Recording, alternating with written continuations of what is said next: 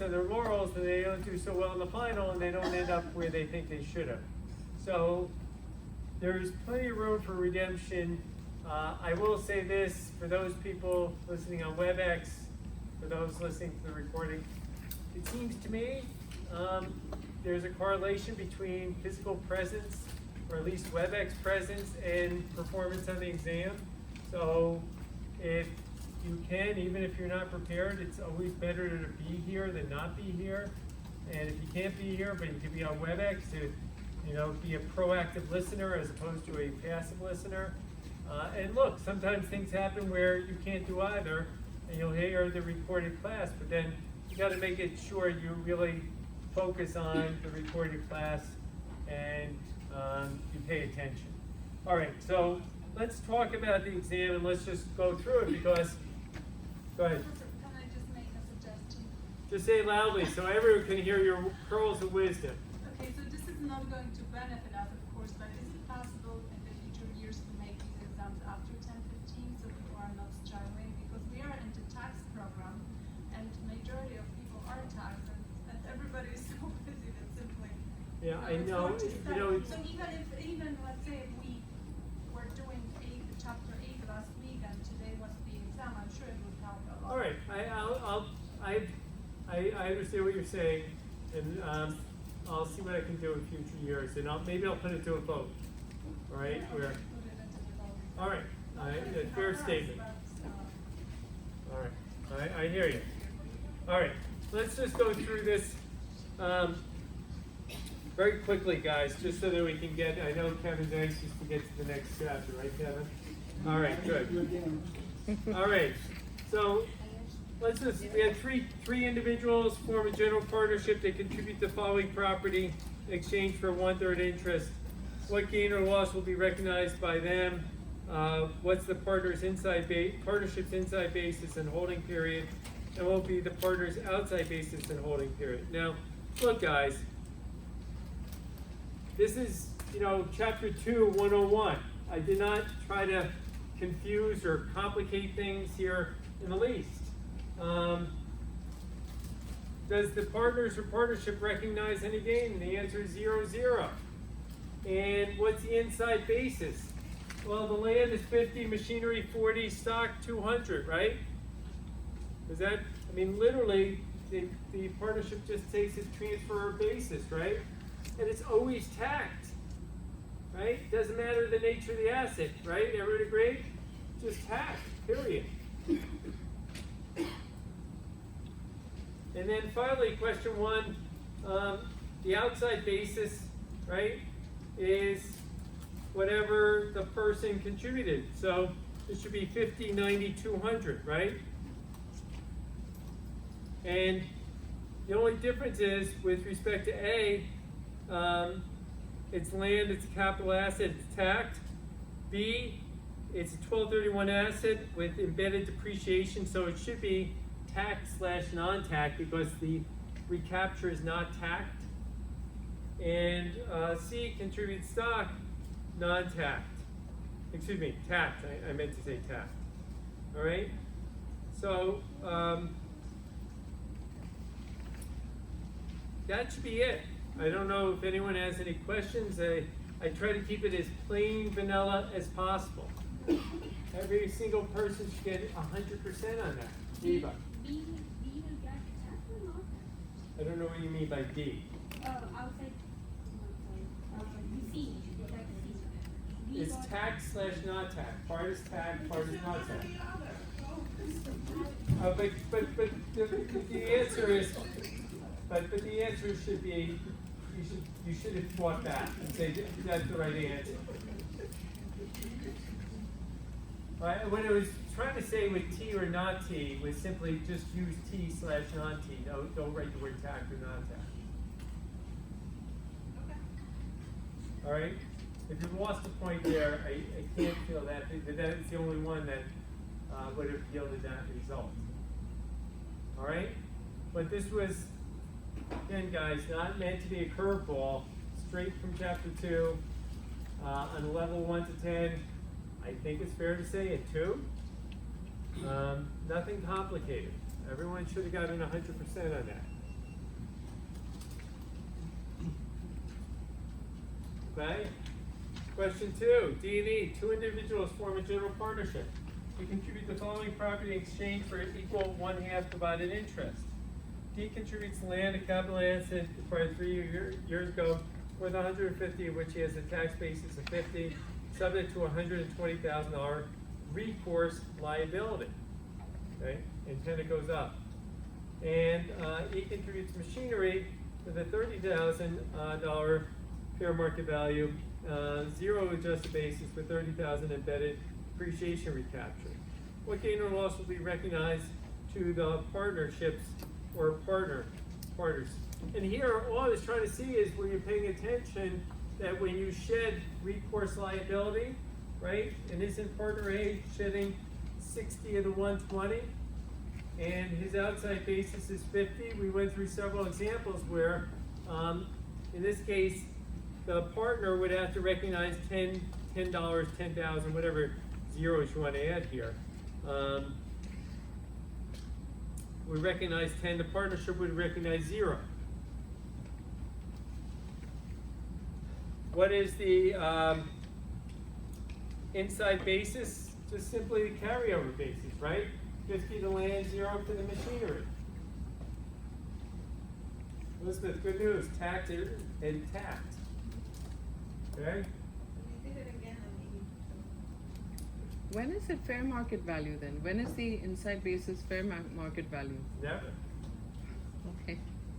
never. I don't mean, but just keep it in mind, it's always a carryover basis. All right? And what's the outside basis, guys? Well, for D, it's going to be 0, right? Because they're shedding that liability. Okay? It's going to be 0. And E is going to take an outside basis of 60, right? Why? That's the 0 adjusted basis plus 60 of the liability.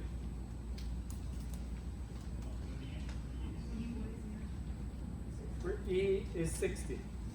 Outside basis for D is 0. For E, it's 60.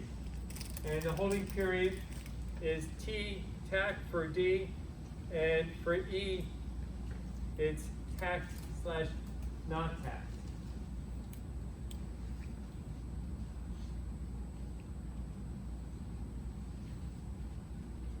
I took both, Elizabeth. I think in most people, I took either answer in that one. I have an X on it because let me show you. I forget it.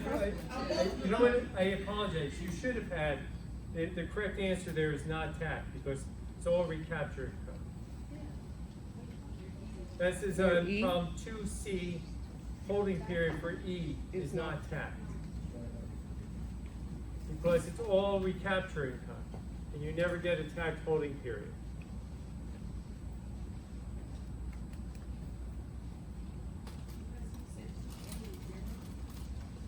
Two A is 10 for the partner, 0 for the partnership. Right? We did a problem just like this in class. Twice we did the same problem. Problem 3. This is just looking, I don't want to go too much into detail because this is just rudimentary about looking at the majority owner. If you have a majority owner, you've got to use that part. This is all under 706D. It's majority, so 3A should be 61. It's 731. In problem 3D, it's also 731. Why is it 731? If you go through, it's least aggregate deferral. The least aggregate deferral that will produce, the outcome that will produce the least aggregate deferral here is 731.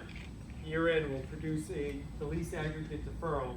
And yes, you can elect, if you have business purpose, you can elect a different tax year, okay? So all I wanted was the word yes in question 3C. So this was, again, straight from the problems we did. The first one was easy, the second one was least aggregate deferral, and if you were here, there's an election you can make under Code Section 444. That's it. So question 1, guys, plain vanilla. Question 2, we did twice in class. Question 3 came right from the problems that we did in class again. Nothing, sorry for being boring, sorry for just repeating things that we did in class, but that's it. Question 4 and 5 were just ways to just help hopefully illustrate the whole principle here. In October 2019, G&L formed a limited partnership to acquire and operate a rental building. The partnership borrows $10 million on a non-recourse basis, and income and expenses, and income will equal expenses, except there will be $100,000 depreciation deductions. The partnership intends to split the profits and losses 40% to G and 60% to L. Okay, and again, keep in mind this is non-recourse, so generally you're going to split it in accordance with the profits, right? That's how the liability. And they didn't put any money down, right? Everyone agree? Assuming the partnership agreement contains a minimum gain chargeback, what are G and L's outside basis? All I was looking for, guys, is that since it's going 40% to G, it should be $4 million to G and $6 million to L. That's it. Nothing complicated. You guys, so many people came up with different answers. I wasn't looking to make anything extravagant or tough. Alright? And question 5. Suppose it was a recourse basis. Well now, who's going to bear the risk of loss here? G. All 10 million to G. L 0. The problem with that problem is that you didn't put, at least I was expecting to see depreciation, how many years and what year. I made it easier. It didn't make it easy because sometimes they have I'm sorry, but that's how it felt. Well, it freaked me out, but then I realized that the answer was so simple. I mean, Fortunately. if you want to get mad at me because I got this right. it, Yeah. I kept seeing him like 4 times. I've been to, are you sure? And then I was like, it's so stupid. Alright, I didn't mean to blow up your head. I meant to keep it as simple as possible. Keep it simple, the same way for next time. Exactly. Guys, I don't try to throw curveballs. I really don't. I mean, look at these problems, guys. These are straight from our book. Actually, this was easier than I expected. You better be careful, D, on your way home. Alright, but guys, there's nothing, don't look, I mean, I truly want people to succeed. It's selfish on my part. You succeed, I feel like I'm doing something here. If you don't, then I'm feeling like you're not listening or I'm not communicating. Chrissy? Why are G's taking the losses? Because the liabilities, if everything becomes worthless, that $10 million burden, G's gonna have to pony up. G's as a general term? Yeah. Oh. G and L. Oh, but that, you mentioned that after. You mentioned that. It's not just a regular 2 names. I said that during class even for Yeah, people he who said that, yeah. Question 6. He said that. Guys, come on, I mentioned it, Chrissy, during class. Yeah. During the exam. Just as a point of clarification. Yeah. I'm sorry, Professor. I'm sorry, one more time. Can we go over Guys, hold on, guys. Let me just hear. Go ahead. question 4 one more time? What are the answers? For G, question 4, G is 4 million, L is 6 million. Question 5, G is 10 million, L is 0. I never heard class get mad at me because they made the problem too easy. Yes, please. This was a good exam. All right, question 6. I'll get beat up, but Question 6. Let me just get my bearings. Question 6. On January 1st of the current year, A and B form a partnership to invest in property. A contributes investment land that she acquired 2 years ago that has a fair market value of $100. B contributes $100 in cash. Each partner receives a 50% interest. Assume the A's basis was $60. Okay, so there's an embedded gain of 40%, $40. Under the traditional method, again, guys, trying to keep it real simple here. How should the partnership allocate the gains and losses? the partnership sells the land for $100. Okay, so if it sells it for $100, what's the book gain, guys? 0. The book gain is 0, right? But the tax gain is how much? 40. So who gets paid with that $40? A. A gets paid, right? Everyone agree? A gets paid. How about if it sells for $30? When you say, is there book gain or loss? If it sells for 30, guys. It's Book 70 loss. loss, right? Right? It's a $70 loss, everyone agree? How does that get split for book purposes? Equally. 35 each, right? We did this problem in class. But how much is the tax loss? Minus 30, right? Who does that get allocated to? B gets the entire $30 loss. A has 0, right? We allocate it first to the non-contributing partner, right? In first one, A got the 40 and B got the 0. 0, yeah. All right, you'll tell me after, all right? All right, so your answer to 6B, A 0, B minus 30. How about C? Suppose the land, A's basis is 120, and now it's sold for 70. Okay, book gain or loss? Book loss of how much? 30. Book loss of 30, right? It was originally contributed for 100. Now it's being sold for 70. Book loss of 30. 15 to B, 15 to A.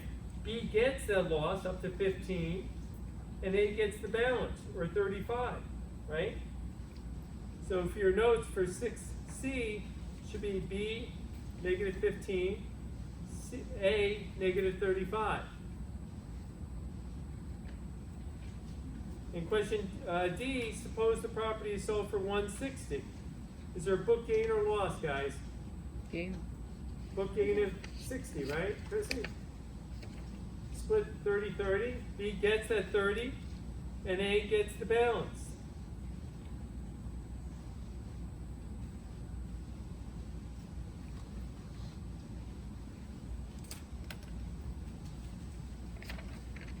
For 10.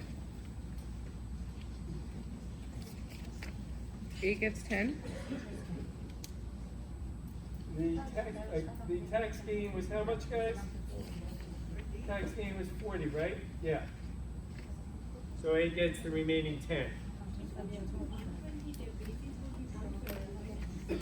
The basis is 120, but now it's sold for 160, so the tax gain is 40. Right?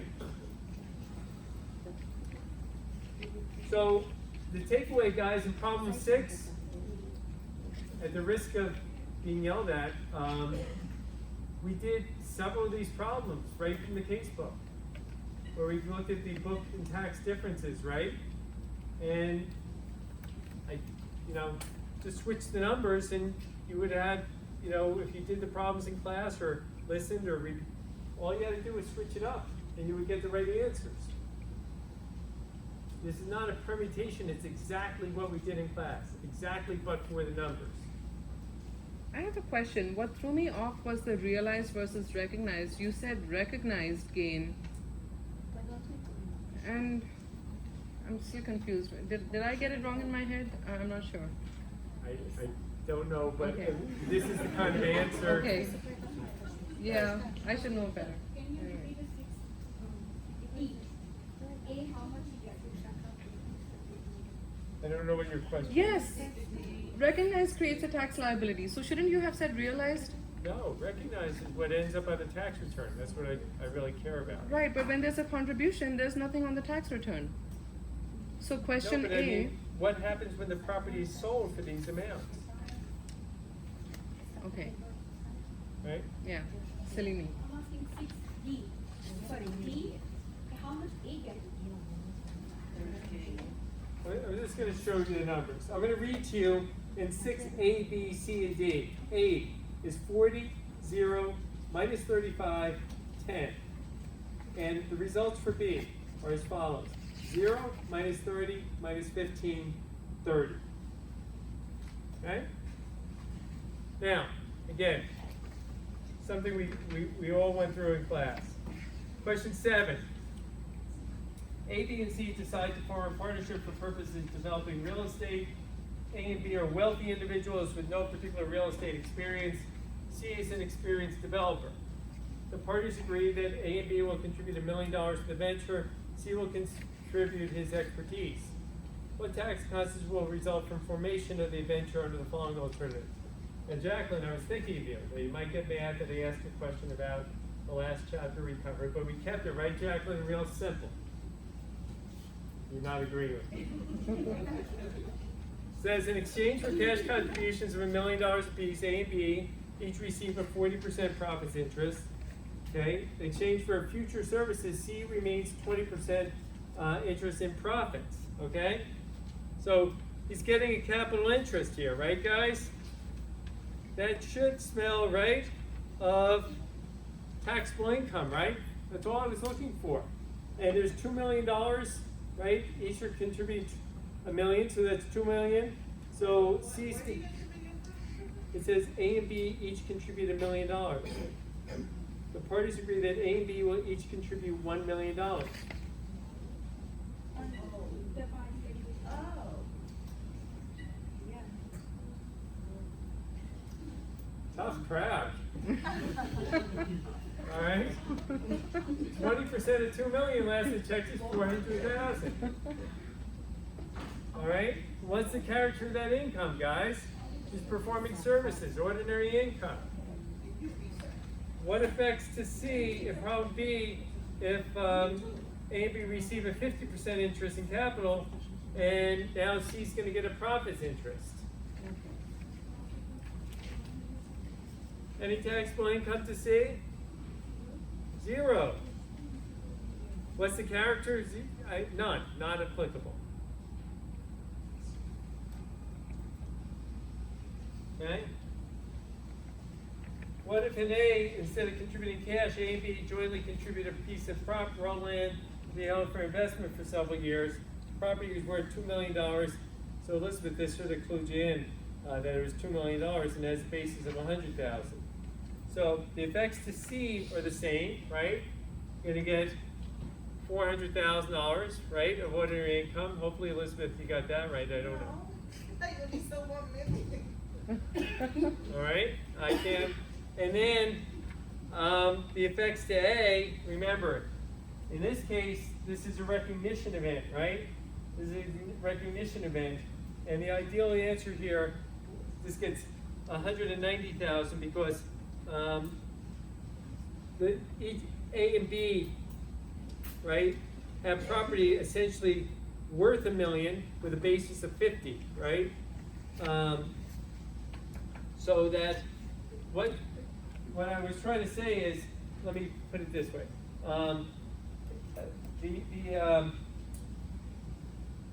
Is that if you take 10%, each one, A and B, are giving C 10% of that property worth 200,000, right? 10% of 2 million, 200,000, and basis of 100,000, so that's 10,000. So each one should have a gain of $190,000. A and B should each have a gain of $190,000. Okay, and that should be a capital gain.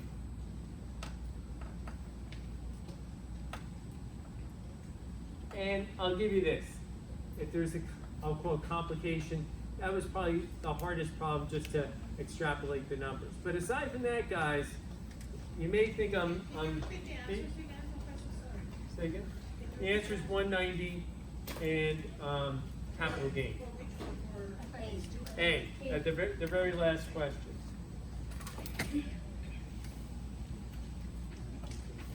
Right? So, at the risk of being cavalier here, we try to keep the problems. And on the final exam, guys, you're going to see very similar kind of problems. straight from our textbook with some numbers changed, okay? And I apologize if you find them somewhat boring and then you don't think I have originality. I'm not going to be original.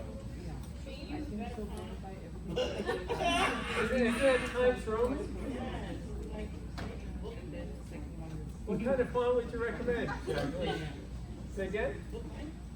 Send me an email. I want to see what that looks like. Seriously, I'm not familiar with that font.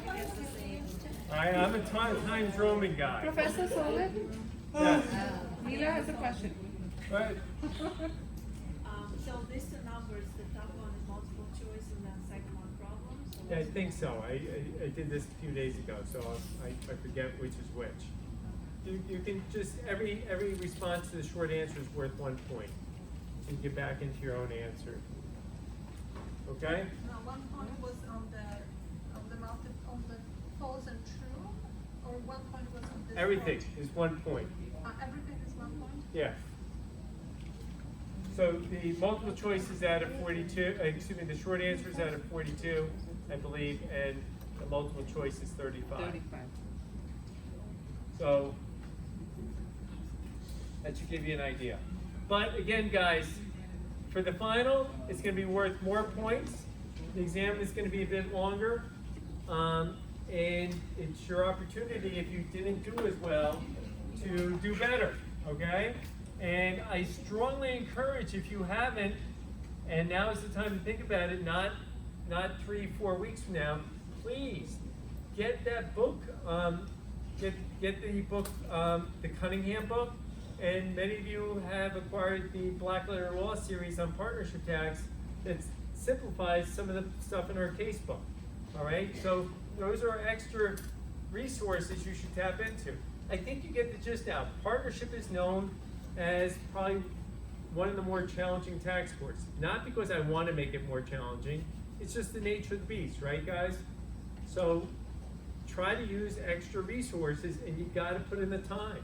There's no shortcut, absolutely none. No one picks this up and says, gee, I can read through this in a half an hour and I really get a good handle on this. If you do, good for you. I took years, I'm still swimming in partnership tax, guys. This does not come easy to me. Every time someone has a partnership tax question, take a deep breath, and I know it's going to be tough. There's no easy partnership tax questions. All right, let's get into the next chapter because I know some people here are anxious to get into chapter 9.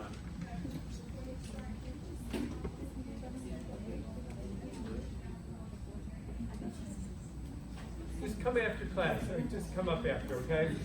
All right, guys, let's move on from the exam or I'll spend all night, and I want to move on to chapter 9. Sales or exchanges of partnership interests, okay?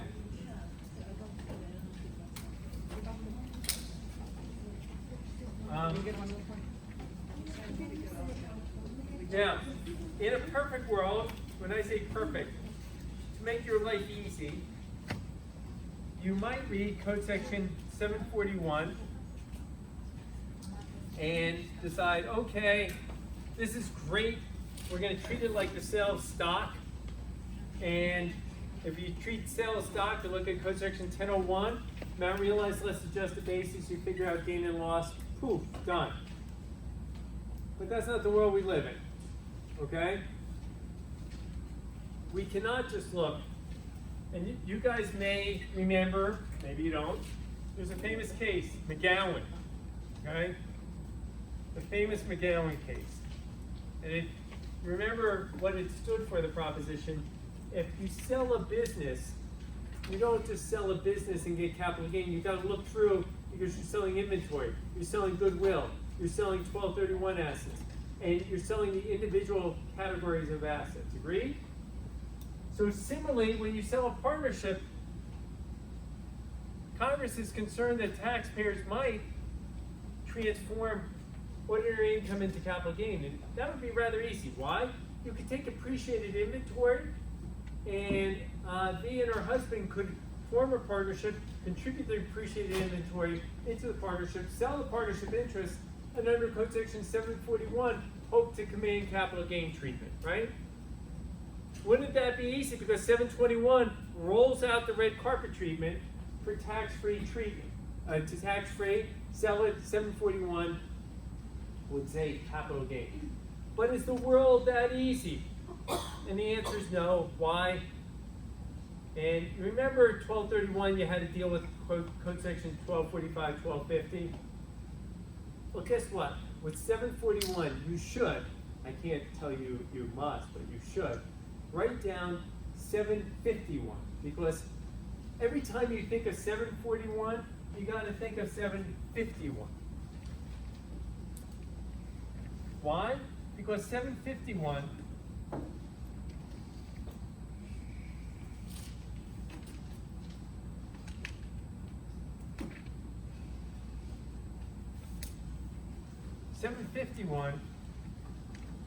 says essentially unrealized receivables and inventory to the extent a partnership has unrealized receivables, which include recapture income, which includes recapture income, and unrealized receivables.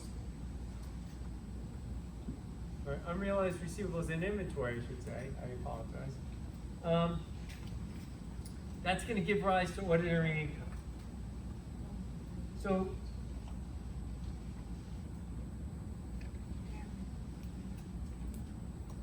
just be forewarned as you go through. Beginning on page 304. Now, what we're going to see here is, and I have it in my notes, and I invite you to, this is what, or if there's any dancers, I don't know, any dancers in the crowd, anyone dance? Any, well, this probably will not work as a metaphor. At parties. But this is going to be a 3-step process, okay? 3 steps. And no, I'm not going to do a dance move with 3 steps and be caught on tape. 3 steps that you guys are going to have to perform here. You're going to compute the overall gain under code section 1001. That's your first step. Your second step is going to pull out the 751 gain, ordinary income. And your third step, the balance is going to be 741. Okay, so everyone understands the 3 steps. Compute your overall gain, pull out your 751 gain, and whatever remains is your 741 gain. 751 is ordinary. Oh, okay. Okay? And I know many of you came back, you didn't go into the rain because you wanted to hear what Deepak's perfect day was and what material item it could not live without. Does anyone, by the way, is there anyone here who feels comfortable saying there's one material item in their lives they really couldn't do without? Aside from food, shelter, and whatnot, is there anything? And no, we will not be judgy here. We will not judge you based on your material item. So Kevin, what material item could you not live without? I would have to say my supernatural poster. Your what? Supernatural poster, my supernatural merchandise. Your supernatural merchandise. That sounds like an intangible, not a tangible. You're talking about a material item. It is material, it's actually posters. Or posters of stuff from the supernatural world. Yeah. Ah, posters of the supernatural world. Anyone else have any material item that they say they can't do without? I know what some of you are thinking, but you're... Say again, Mike? I was going to say, many of you are thinking you cannot live a day, a minute, a second without your telephone. I think I could. You think you could? Yeah. Any other material items? Do pets count as property? Technically they do. Technically, the channel. I understand. Very close to my pet. My bed. Your bed. I hear you. All right, and then a perfect day. Anyone want to tell us what their version of a perfect day is? I hear a beach. Cooking. And I can vouch, Eva's made some delicious meals for some of my classes, so she's a superstar cook. All right, and Deepak, do you want to share what Deepak said? Oh Because my I need God. to It was a long story, but we gotta keep it short. okay. So what he said was that he narrated the story of this monk that he met in the Himalayas, and this monk, his only possession was half a coconut shell that covered his genitals. And when he needed to eat, he took the coconut shell out, washed it, put the food in it, and ate it. He used the coconut shell to cover his head whenever it rained, and he said that even and the monk said that even if he didn't have the coconut shell, he'd be fine. So the moral of the story that Deepak gleaned out of that was, you don't need material possessions, not even one, but if you have them, enjoy them. Okay, there you go. So if anyone's walking around with a coconut, don't be judgy. Don't be judgy. All right? All right, guys, let's get that. All right. Partner share, we're looking at page 304. So we're going to see, for exam purposes and purposes of the problems, that we're going to keep it really simple with respect to what are 751 assets, these unrealized receivables and inventory, and recapture income. And you can't circumvent the application of these rules by setting up tiered partnerships, okay? That theoretically you can easily circumvent these rules if you can set up tiered partnerships, but that ain't gonna happen because there's a code section 751F that says essentially tiered partnerships are looked through, okay? So if you thought, or a client thought, gee, we can get around the code, we'll just set up a tiered partnership arrangement, can't get around that, all right? Now, the authors talked about interaction with other code sections. You can take a look at this for yourself. We're going to go through some basic problems. Don't worry about the code section 199A for our purposes. Again, I'm not going to take it to that level of complexity. On page 308, the authors introduce us to one case. If you look at page 308, the first paragraph on page 308, right after the table. The only remaining issue for decision is whether the gain to taxpayers arising from the reported sale, their interest in the partnership is to be treated as ordinary income or capital gain. All the facts have been stipulated. And here, the partnership had was in the business of selling homes, okay? And it's a lot of contracts on homes that it was about to go to closure, and one of the partners sold their interest. Now, if the partner continued to hold the interest, they would have had ordinary income. But by selling the partnership interest, instead of holding it and getting ordinary income, they hope to achieve nirvana, or capital gain treatment, or their version of capital gain treatment. Does that work? Does it work? And the answer is no. The court held here that these were unrealized receivables. And as such, because they were unrealized receivables, they constituted Code Section 751 assets, and accordingly, the partners had ordinary income. No one's falling off your chair. Okay? No surprises there. No surprises. Now, you guys can help me out here. I can never pronounce Ledous. Let me not embarrass myself. How do you? Ledoux. Ledoux? Okay, French, right? Sounds French. Ledoux. Everyone going with Ledoux? All right. Well, what do you think the issue in this case is on page 311? After concessions, the sole issue remaining for a decision whether any portion of the amount received by the taxpayer pursuant to an agreement of sale of partnership interest was attributable to an unrealized receivable of the partnership, and this was required to be characterized as ordinary income. Okay, so once again, we're getting into this world of, is this a 751 asset or not? At the top of page 313, the taxpayer says, hey, petitioner received payments in accordance with the 1972 agreement. In each of those years, he characterized the reported gain as an installment sale as capital gains. 2 paragraphs later, you'll see that the IRS takes issue.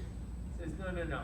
That gain was not capital gain, but rather ordinary income. Why? Because Code Section 751 applied here. And here, a taxpayer was selling their interest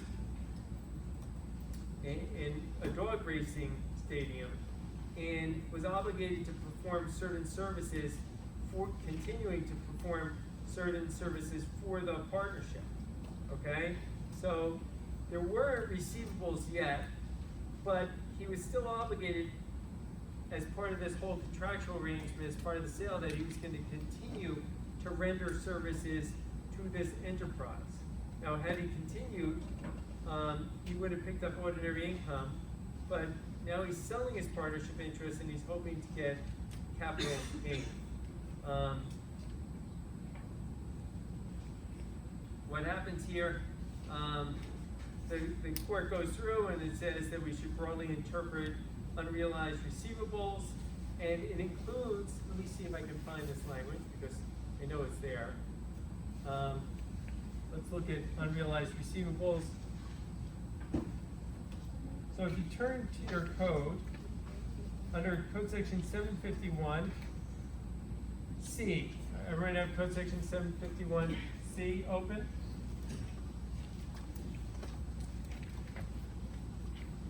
If you look at C2, unrealized receivables include services rendered or to be rendered, right? It doesn't just extend to services rendered, but includes services to be rendered, right?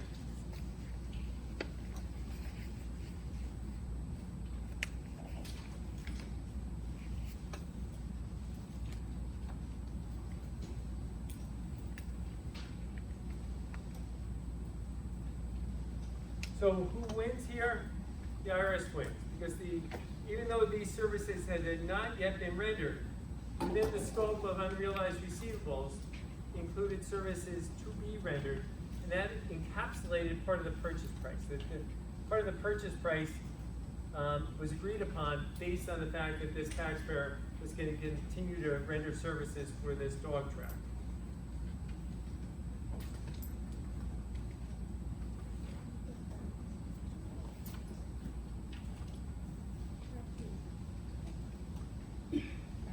And I just thought that it would be a good idea, before we said goodnight to each other tonight, that we look at one problem just to give you an idea, because by looking at one problem, I think it will make your life easier looking at the balance of the book, the balance of this chapter. So let's see if we can do it together.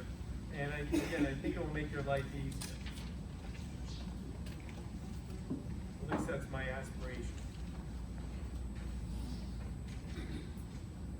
Partner A owns 1/3 interest in ABC cash method calendar year general partnership, which manufactures and sells inventory. A, B, and C, the original partners, each made initial contributions of $75,000. All income has been distributed as earned. Okay? On January 1st, A sells his interest in the partnership to D, some unrelated third party. Consider the tax consequences to the sale to A, assuming he owned his partnership interest for several years. The balance sheet of the partnership ABC is as follows. Now, bear in mind that as we go through this chapter, right, that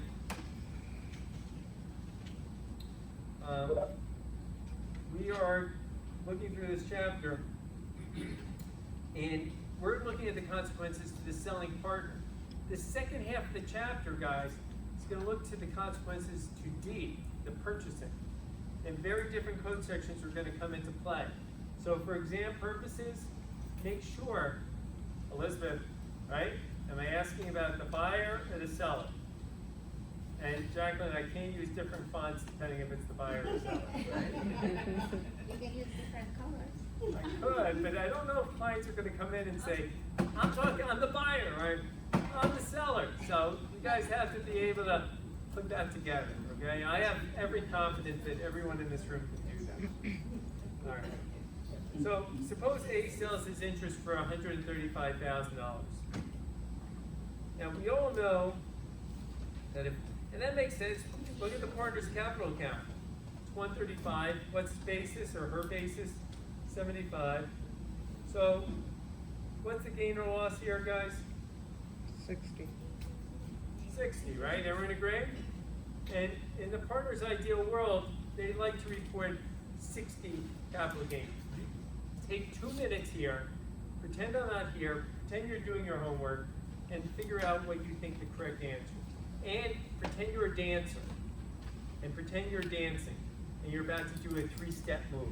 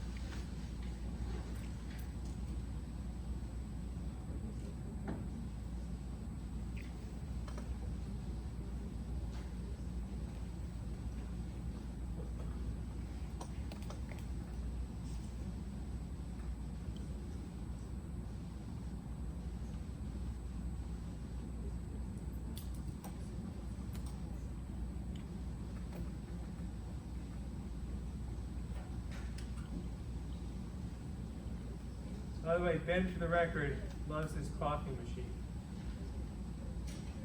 Oh, I have one too. The Nespresso, right? Yeah. Is it good? Well, I have the DeLonghi Nespresso, the DeLonghi Latissima Pro, and I love it. I use it every day. It's great.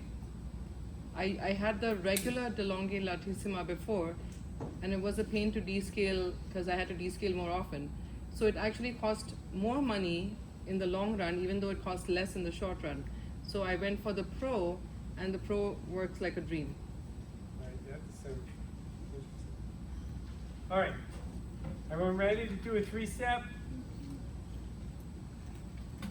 All right, 3-step.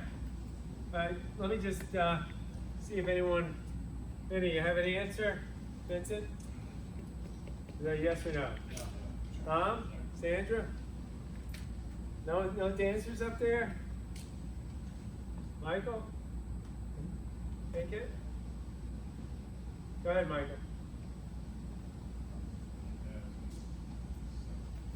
Just say it loudly because I'm sure no one can hear you on WebEx.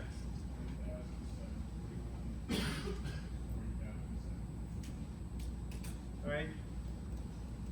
So, I put 751.40, 741.20. But let's look at A. And we have 3 steps. Step 1, right? Determine the gain. 60, right? 135. Right, is the amount realized, base is 75, gain is 60, right? Step 2. Pull out the 751 assets, right? What's our 751's assets here? The inventory and the accounts receivable, right? What's A's pro rata share? Isn't it inventory of 5,000 and accounts receivable 15. 15? So Mike, isn't it 20,000? Is 751 ordinary? And the balance, right? Step 3. The balance has to be 40, right? 741 capital gain. Everyone agree? How is it 22? Just look, you have inventory has appreciated 15,000, his 1/3 share. And the accounts receivable appreciated 45, his share is 15. Okay, so that's 20, right?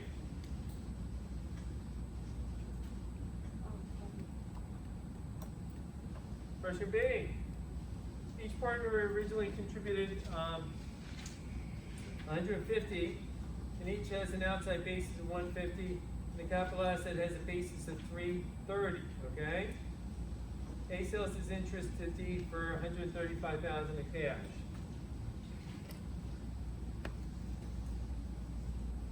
Compute. Everyone get ready to dance. Step 1, step 2, step 3.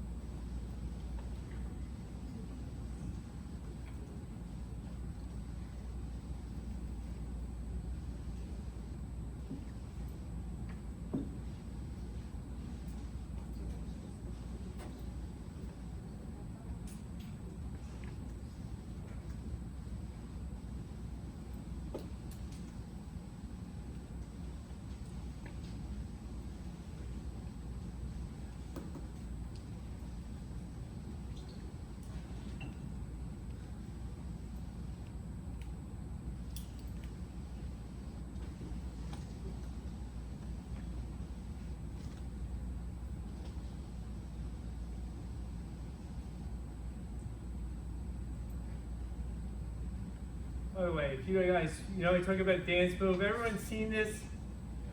Yes. Alright, then I don't have to play it. Alright, that is one of my favorite videos. Can we have a But what about those who didn't? Alright, so this is a 3-step dance move, guys. But you have to deal with 15 seconds of ad. I've seen it too, but just for the benefit of those who didn't. Dollar for dollar. Millions of people a year get their cash back matched. What are you waiting for? Unlimited cash back match only from December. So she's going to do the 3-step 741 dance.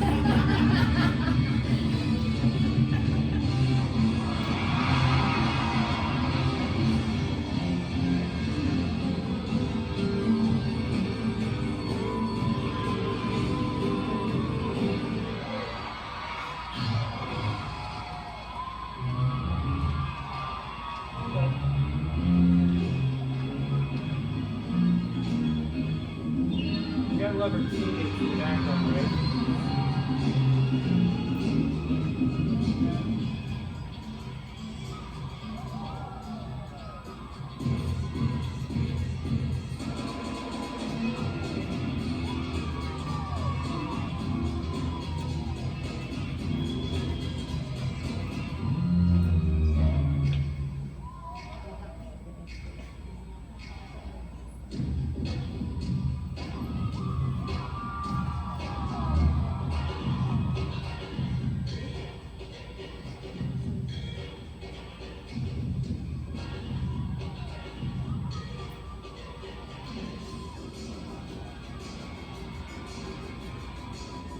Don't try this at home.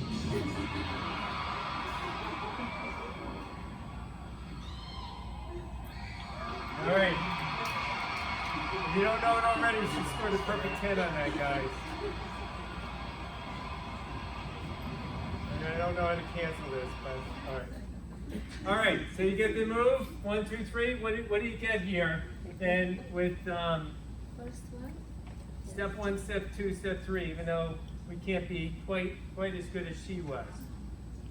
Step 1, what's the gain or loss here, guys? 15. 15,000 loss, okay? Step 1, $15,000 loss. Why? What do we have? 135 minus 150, right? Step 2. What's the 751? Well, Mike would tell us it's 20 again, right? Everyone agree? That number did not change. What does that mean with respect to step 3, guys? We know we got to get back to minus 15, right? That means 35. must be 35, 741. Everyone agree? This just becomes a filler. We know this is 15. We pull out the 751, 20. Well, it's all got to get back to 15 if we do our dance moves right.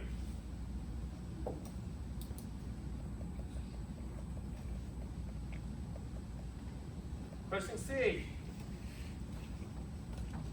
Each partner originally contributed only $45,000 cash instead of $75,000. The capital account, as it was purchased and held subject to a $90,000 liability, A sells his interest to D for $105,000 of cash.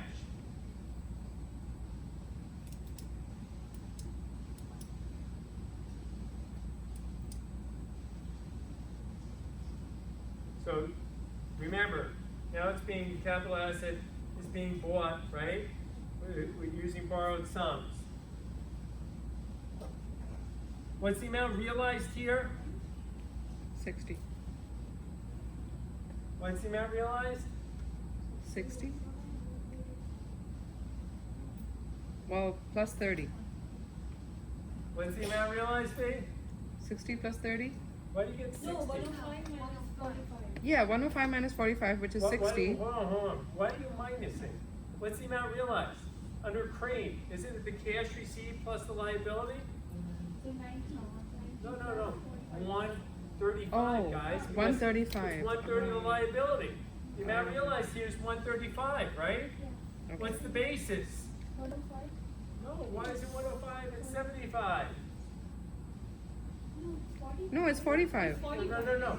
Guys, contributed only 45 cash, okay? But the liability, right, causes under 752 the basis to go up from 45 to 75. Yeah. Right? So guess what? Problem C, if you work it out, it's the exact as A. It's the same thing. Because you have the same outcome, right? Because the amount realized is 135. And the basis here is 75 because you take into account liabilities just like you did with the Crane rule. So I was correct with the answer, but just for the wrong reasons. I don't want to respond. Okay. All right, so your answer, guys, for your notes, 1C, same as A.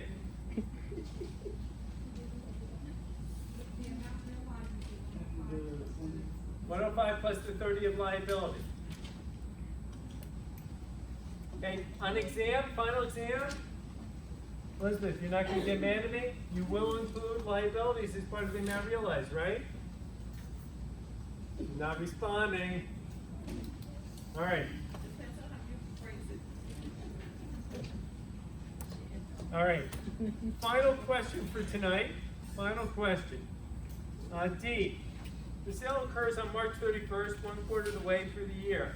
The time when each share of the income through March 31st, all ordinary income, is $30,000. It's agreed that D will pay A $165,000 for his interest, will also acquire A's right to the income.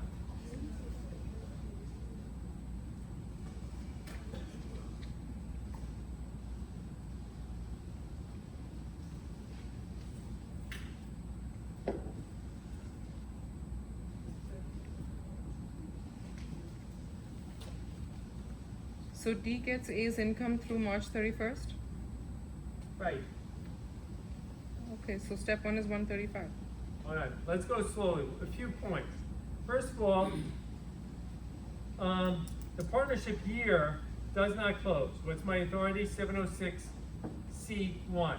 But it does close to the partner. The partner is selling his entire interest. That interest will close for the partnership. What's my authority? 706C2A. 706C2A. Now, A is entitled to $30,000 of the income, right? So his outside basis has to increase as a result. I'll give you, first of all, for the proposition that he has $30,000 income that he has to include is regulation 706-1C2, 2 little I, 706-1C2, 2 little I, and he has a $30,000 increase in his outside basis. That's easy. That's 705A1A, code section 705A1A. So let's look at our 3-step process for problem D. Step 1, step 2, and step 3. Okay? Step 1, he's selling his interest For what? Well, really, 135. It's really 135 for his interest, okay? But the total purchase price is 135 plus the 30. He is going to get a cash outlay of 165, right? It's 165, but A's basis, right, is going to go up from 75, right, to 105. So the gain here is 60, right? Because A's outside basis is going to climb to 105. Step two. Now, it says here,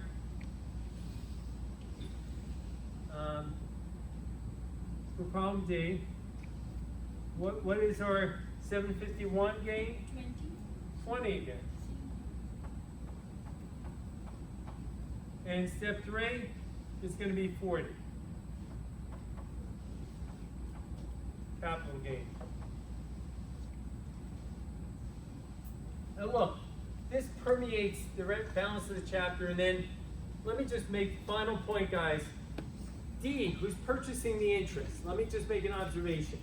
If Ramon and George are partners, okay? Picture, if you will, Ramon and George are partners. They own a building with a zero basis worth $1 million, okay? And I buy Ramon's 50% interest. Everybody had the visual? Solid buys Ramon's 50% interest. What's my outside basis? $500,000. $500,000. Everybody agree? Does my purchase have any bearing on the inside basis of that partnership?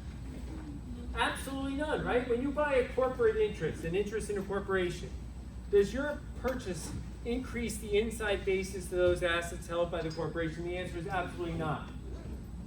And the same is true with a partnership. However, here's something unique about a partnership. If there is something called a 754 election in place that the partnership makes, when Solid buys Ramon's interest, I, right, will have a personal basis in the building of $500,000. George's basis in the building will remain at zero, right?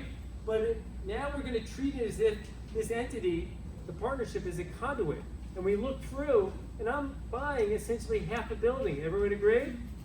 So I'm just pointing out, normally, no 754 election, no basis change. Okay? No inside basis change. If there's a 754 election, I will take a $500,000 basis and just start depreciating that as if it were a new asset. Have a good night. Drive safely. Thanks for coming tonight in the middle of the rain, guys. Appreciate it. Those folks on WebEx, have a good night. All right? We'll hopefully see you here next week. Can't see the board. I apologize. I don't know why you can't see the board. But hopefully you can get the notes from someone if you can't see the board. All right.